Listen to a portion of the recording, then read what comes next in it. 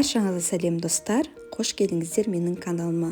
Бүгін мен сіздерге араб печенье рецебімен бөлісетін боламын. Осы видеоны соңына дейін қарап, каналыма тіркеліп, лайк басып, комментария жазуды ұмытпаңыздар. Алдымен керек ингредиенттерді айтып өтейін. Ұн, қант, жұмыртқа, ерітілген сары май, сұйық май, какао-порошок, бал, жұмыртқаның сарысы, ванилин, разрыхитель және ас содасы.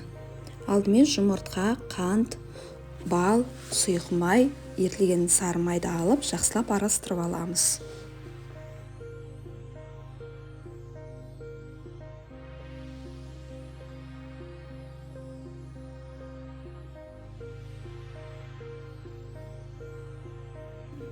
Ұнға разрыхитель, ас содасын, ванилинді қосып, тағы да жақсылап араластырамыз.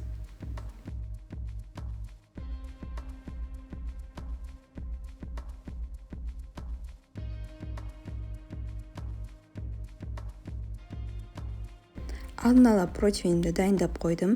Қамырымыз осындай жұмсақ болып шығу керек. Осы қамырымызды алып, дөңгелектеп 6-7 миллиметрге жаямыз, дәл видеода көрсетілгендей.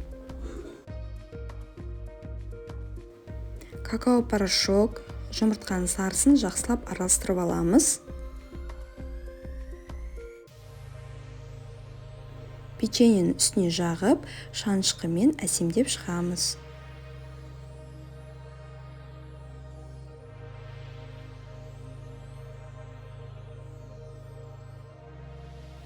градусқа 15 минутқа печеньемізді пісіріп аламыз.